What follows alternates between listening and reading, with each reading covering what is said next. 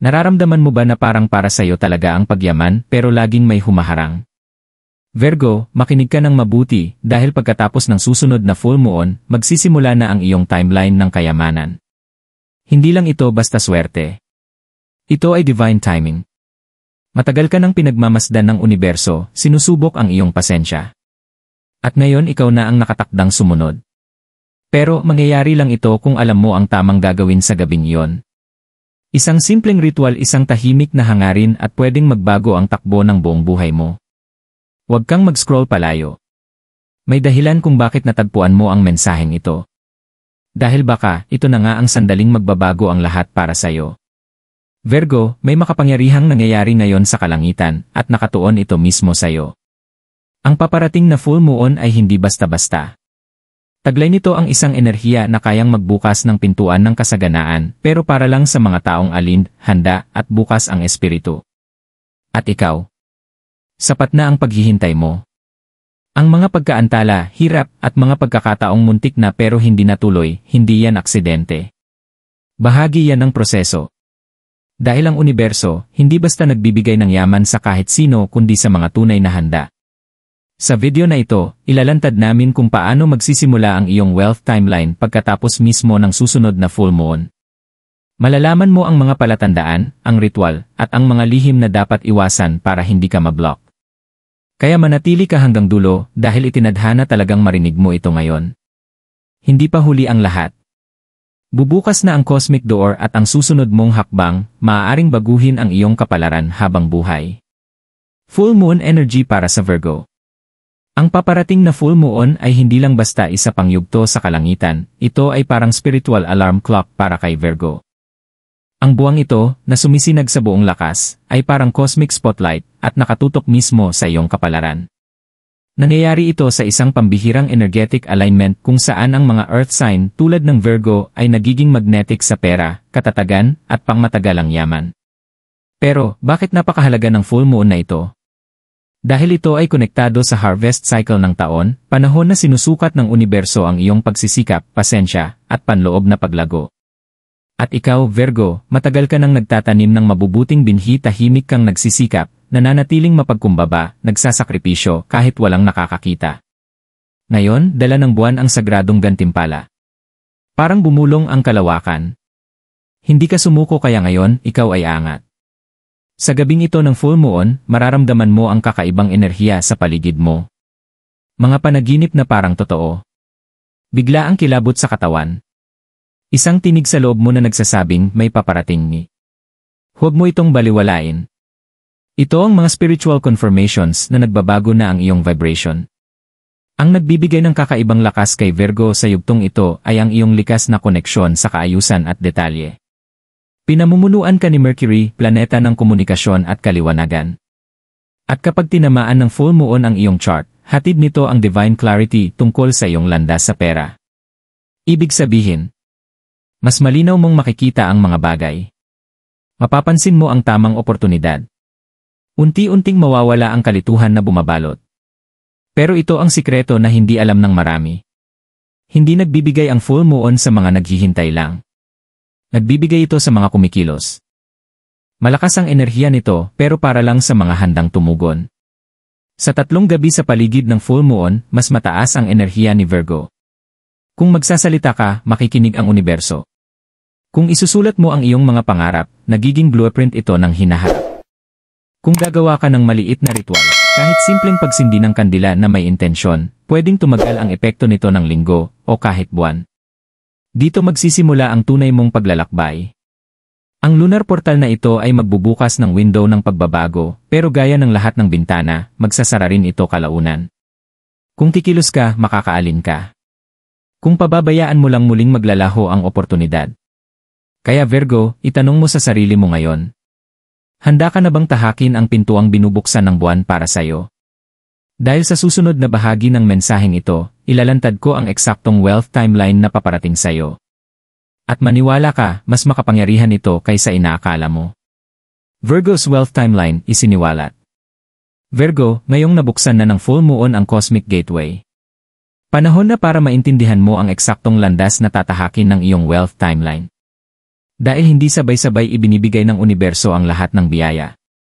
Ipinapadala nito ang mga pagpapala ng paunti-unti, sinusubok, inaalin, at pinapalakas ka sa bawat yugto. Linawin natin ito. Ganito ang itsura ng iyong cosmic financial journey pagkatapos ng full moon. Araw 1, 7, nagsisimula ang energetic shift. Sa unang linggo pagkatapos ng full moon, maaaring wala ka pang makita o maramdaman na aktual na kayamanan. Pero may malalim na pagbabago ang pag-shift ng iyong enerhiya. Mapapansin mo ang mga palatandaan tulad ng nakakakita ng paulit-ulit na numero, lalo na 111, 888 o 222. Nanaginip tungkol sa pera, barya o dumadaloy na tubig. Hindi may paliwanag na emosyonal o inspiradong pakiramdam tuwing gabi. Mga biglang naiisip tungkol sa negosyo, extra income o desisyon sa pera. Ito ang mga divine nudges, inihahanda ka sa mga oportunidad na darating. Mahalaga, sa 7 araw na ito, manatiling kalmado at bukas ang isip. Huwag maghabol, huwag kabahan. Hayaan mong mansettle ang enerhiya. Dahil ang susunod ay ang pagbubukas. Araw 8, 21, bubukas ang wealth door. Ito ang pinaka-critical na bahagi ng iyong wealth timeline. Mula araw 8, magsisimula ng maghatid ng biyaya ang universo. Asahan ang hindi inaasahan. Maaaring may lumapit na tao mula sa nakaraan na may proyekto o ideya. Biglang mabayaran ka ng utang na matagal mo nang hinihintay. Isang mensahe, email o tawag na magpapabago ng career mo. Mababalik sa iyo ang isang mabuting gawa mo noon bilang pagpapala. Mararamdaman mo sa loob mo, iba ito. Ito ang panahon para kumilos ng may pananampalataya. Sabihin mong sa mga bagong oportunidad kahit maliit lang. Simulan mo na ang plano mo. Buksan ang pinto dahil ang kayamanan ay pumapasok sa kilos, hindi sa paghihintay. Sa panahong ito, isulat mo lahat ng signs na mapapansin mo, gagabay ito sa iyo. Araw 22, 30 panandang pandagdag, bilis ng kasaganaan. Kung tumugon ka sa mga senyales ng nakaraang yugto, magiging magical ang huling bahagi na ito. Mula sa pagsubok, magsisimula ng mag-reward ang universo. Maaaring mangyari ang mga sumusunod. Biglang windfall, bonus, benta, bagong trabaho, malaking regalo. Suporta mula sa makapangyarihan o influential na tao. Mga ideyang mag-work na kahit ilang buwan nang na-delay. Pakiramdam ng inner peace na matagal mo nang di nararanasan. Dito na mag-aalin ang iyong frequency sa iyong future self, ang bersyon mo na namumuhay sa kasaganaan, kapanatagan, at purpose. Mararamdaman mong magaan, kalmado, at kumpiyansa ka na. Pero tandaan mo, ang tunay na yaman ay hindi lang pera. Ito ay kaliwanagan, timing at kapayapaan. At higit sa lahat, ito ay kalayaan. Paano kung walang nangyari? May mga Virgo na magtatanong, paano kung wala akong maramdaman? Ibig sabihin, may nakaharang sa iyong spiritual channel, takot, duda, kalat, o toxic na enerhiya. Huwag mag-alala, tatalakayin natin ito sa susunod na bahagi. Pero ngayon, tandaan mo lang. Kung susundin mo ang timeline na ito, kung maniniwala ka kahit 1% na may ginagawa ang universo para sa iyo, susunod na ang mga milagro. Dahil Virgo, totoo ang iyong wealth timeline at nagsimula na ito. Sa susunod, ilalantad ko ang ritual na dapat mong gawin tuwing full moon para tuluyang buksan ang landas na ito. Isang simpleng gawa na pwedeng magbago ng buong kinabukasan mo. Ritual o gabay sa manifestation. Virgo, ngayong alam mo na ang timeline. Panahon na para i-activate ito. Dahil ang full moon ang nagbubukas ng pinto, pero ang ritual mo ang nagsasabi sa universo. Handa na akong tumanggap. Hindi ito tungkol sa komplikadong ritual. Ang mahalaga ay may intensyon, isang gawaing lilikha ng makapangyarihang vibration. Narito ang isang simple ngunit sagradong full moon ritual na talagang akma sa enerhiya ni Virgo. Mga kailangan. Isang malinaw na baso ng tubig, simbolo ng kalinawan at daloy. 3 barya, simbolo ng yaman at pisikal na biyaya. Puting kandila, simbolo ng spiritual purity. Maliit na papel at panulat. Tahimik na lugar, mas mainam malapit sa bintana na natatamaan ng liwanag ng buwan. Hakbang-hakbang na ritual. Hakbang 1, linisin ang iyong enerhiya.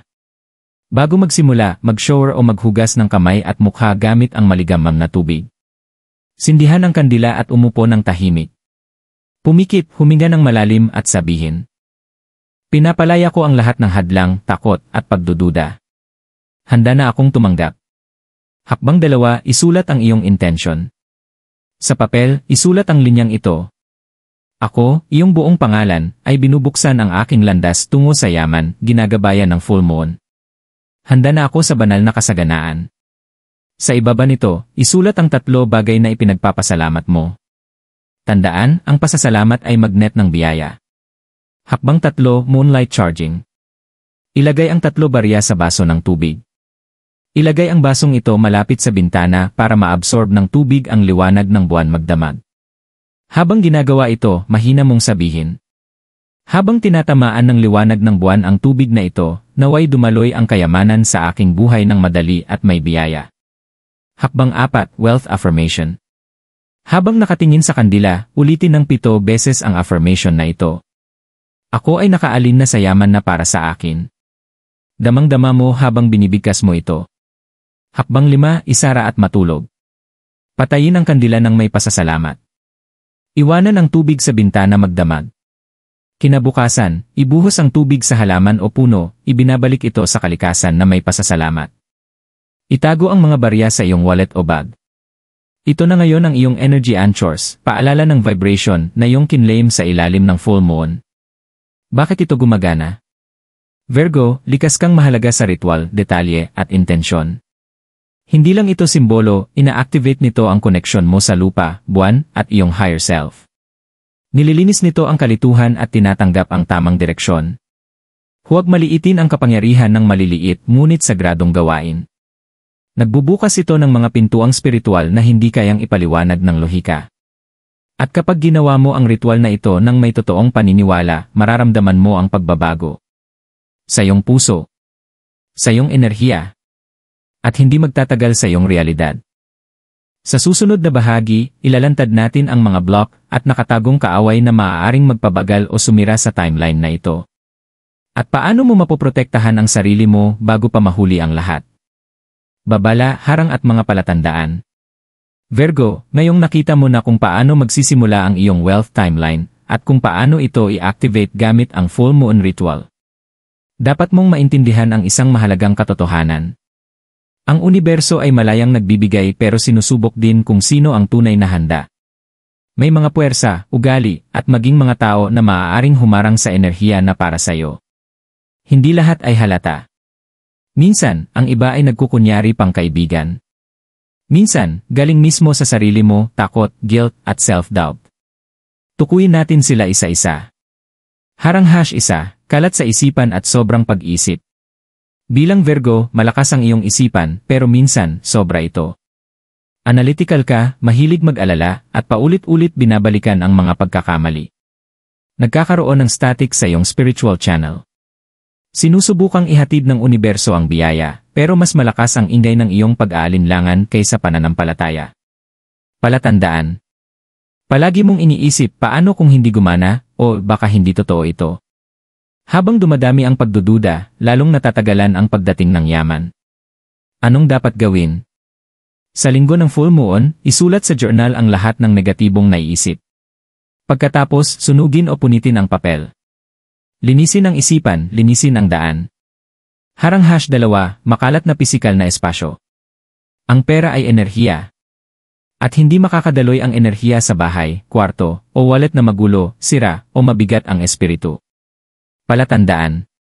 Pakiramdam mong pagod ka sa sariling bahay. May nasisira. Nawawala ang barya o pera. Ang wallet mo puno ng expired receipts o basura. Anong dapat gawin? Linisin ang paligid bago ang full moon. Lalo na ang wallet, pintuan, at salamin dahil sumasalamin ito ng iyong wealth aura. Harang #3, mga toxic na koneksyon. May mga tao na tinatawag na energetic thieves. Sinisipsip nila ang liwanag mo. Negatibo silang magsalita. Pinararamdam nilang mali ang hangaring umasenso. At ang pinakamasama, lumalapit sila kapag paangat ka na. Palatandaan. Pakiramdam mong mabigat ang espiritu mo pagkatapos silang makausap. O kaya, napanaginipan mo sila sa linggo ng full moon, red flag yan spiritually. Anong dapat gawin? Lumayo ng tahimik. Magdasal ng proteksyon.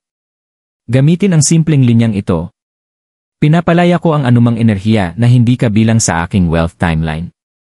Harang #4, nakakalimutang magtiwala sa tamang oras. Minsan, hindi agad dumarating ang hinihingi mo at nagiging harang na ito. Ang pagkabagot ay nagdudulot ng pagdududa. Ang pagdududa nagdadala ng delay. Virgo, ang universo ay gumagalaw ng eksakto, hindi sa pagmamadali. Palatandaan. May mga palatandaan ka nang nakikita pero wala pang malaking nangyayari.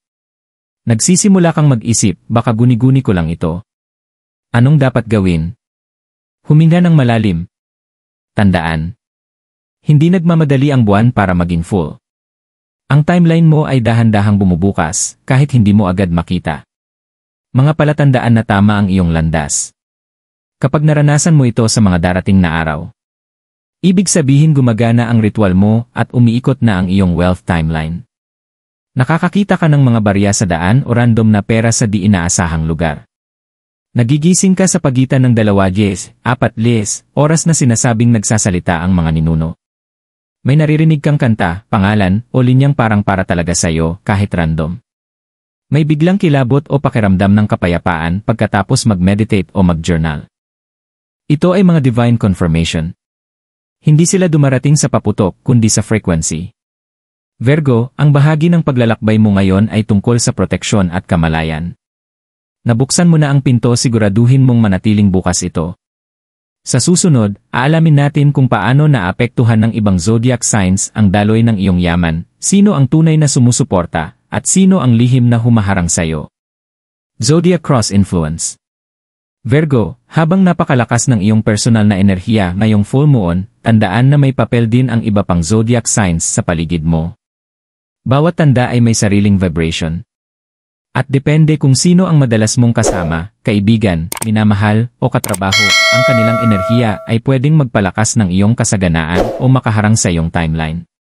Tignan natin kung sino ang alin sa iyong landas at sino ang maaaring hindi sinasadyang makablock sa iyo. Mga signs na sumusuporta sa wealth journey ni Virgo. Ang mga sign na ito ay natural na magpapataas ng iyong enerhiya sa panahong ito. Sila ang magpapakalma, maggagabay, o magbibigay inspirasyon para matupad mo ang iyong purpose. Capricorn. Ang mga Capricorn ay ginagabayan ng disiplina, ambisyon, at malasakit sa pera. Kung may Capricorn ka sa buhay mo, makinig ka sa kanilang payo. May dala silang grounding energy na tumutulong sa Virgo na mag-manifest ng praktikal at makapangyarihan. Taurus. Bilang kapwa Earth sign, pinalalakas ng Taurus ang seguridad at katatagan ni Virgo. Ang kanilang enerhiya ay nagbibigay ng loyalty, financial consistency, at inner peace.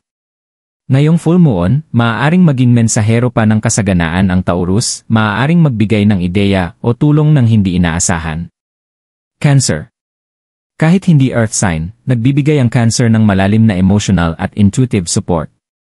Nararamdaman nila kapag si Virgo ay nabibigatan at tinutulungan kang mag-relax. Maaaring magpadala sila ng encouraging words o magdala ng emotional balance sa panahong kailangan mo ito. Mga signs na maaaring makaabala o magpatagal sa timeline ni Virgo. Hindi ibig sabihin masama ang mga ito, pero sa cycle na ito, maaaring mag-clash ang energy nila sa iyo. Maging maingat, lalo na kung mabilis kang maapektuhan ng mood ng iba. Sagittarius. Bagamat adventurous at matalino, minsan ay masyadong magulo ang Sagittarius energy para kay Virgo, lalo na sa panahon ng wealth alignment. Hindi sinasadya, maaari kang madistract nila sa iyong structure o magdulot ng pagdududa sa iyong mga plano. Gemini. Pareho kayong pinamumunuan ni Mercury, pero kung grounded si Virgo, si Gemini ay kalat-kalat. Ang unpredictable na ugali nila ay maaaring makalito sa landas mo. Kung may Gemini kang katrabaho o malapit na kasama, protektahan mo ang iyong enerhiya at maglagay ng malinaw na boundaries. Aquarius. Innovative ngunit madalas emotionally distant, maaaring i-dismiss ni Aquarius ang spiritual timing o ritual bilang illogical. Ang kanilang pagdududa ay maaaring humina ang kumpiyansa ni Virgo sa divine flow. Virgo, hindi ito tungkol sa pagputol ng relasyon, kundi tungkol sa energetic awareness. Palibutan mo ang sarili mo ng mga taong nag-uplift sa iyo at gumawa ng sacred space kung mabigat ang enerhiya ng paligid. Sa susunod, dadako tayo sa iyong closing message, isang makapangyarihang affirmation at paalala ng nakalaan para sa iyo sa ilalim ng buwan. Virgo, huminga ka ng malalim. Dumaan ka lang sa isang sagradong landas ng alignment, tamang timing, ritual, at banal na katotohanan. Hindi lang ito basta video. Isa itong cosmic message, ipinadala direkta sa iyong espiritu, sa eksaktong sandali na handa ka nang marinig ito. Nasubok ka na. Naging matyaga ka. Nakita mo ang iba na tumatanggap habang ikaw ay naghintay sa likod, tahimik na nag-aabang ng iyong oras. At ngayon, sinasabi na ng universo, ikaw na ang susunod. Ang full moon na ito ang hudyat ng simula ng iyong wealth timeline. Hindi lang sa pera kundi sa emosyon, isipan, at espiritu. Yaman na anyo ng kapayapaan. Mga oportunidad. Kapanatagan. Pagkilala. At higit sa lahat, ang bagay na matagal mo nang hinahangad, kalayaan. Ngunit narito ang katotohanang madalas hindi alam ng iba. Hindi mo kailangang habulin ang yaman. Hinahatak mo ito. Hindi sa puwersa, kundi sa alignment. Hindi sa desperation, kundi sa paniniwala. Iyan ang tunay na diwa ng buong paglalakbay na ito. Nililinis ang espasyo. Inaangkin ang tamang panahon. Ginagalang ang mga ritual. Binabantayan ang mga senyales. At higit sa lahat, alalahanin kung sino ka. Dahil Virgo, hindi ka isinilang para mamuhay ng maliit. Isinilang kang mamuhay ng sagrado. Kaya ito ang gusto kong bigkasin mo ng malakas, ngayon din, kahit pa pakiramdam mong nakakatawa. Sabihin mo ng buong pananampalataya sa iyong dibdib. Handa na ako. Karapat-dapat ako. Aligned ako sa divine wealth. Binuksan ng full moon ang aking landas, at tinatanggap ko ang lahat ng para sa akin. Sabihin mo isang beses. Ulitin. At ulitin pa hanggang maramdaman mong totoo. Gawin mong angkla ang mga salitang ito sa panahong ito ng kasaganaan. Sabihin mo tuwing full moon. Sabihin mo kapag nagdududa ka. Sabihin mo kapag nararamdaman mong may nagbabago. Dahil mula sa sandaling ito, iba na ang iyong enerhiya.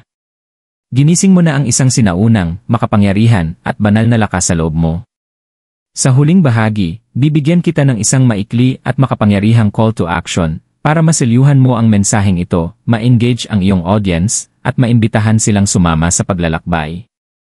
Virgo, kung naramdaman mong may tinamaan sa kaibuturan ng iyong kaluluwa dahil sa mensaheng ito, hindi ito aksidente. Ang universo ay nagsasalita sa tamang oras, at dinala ka dito para sa isang mahalagang dahilan. Kung nakaramdam ka ng kilabot, pag-asa, o kaliwanagan habang pinapanood ito, mag-comment sa ibaba, claim Enly Wealth Timeline. Hayaan mong magsimulang dumaloy ang enerhiya sa mismong sandali na binigkas mo ang mga salitang iyan. At kung gusto mo pa ng mga ganitong mensahe, mas marami pang gabay, palatandaan, at spiritual na katotohanan. I-like ang video na ito, mag-subscribe, at itap ang notification bell para hindi mo ma-miss ang iyong mga divine messages. Nagsimula na ang iyong timeline. At ang susunod na full moon ay nakatingin na sayo.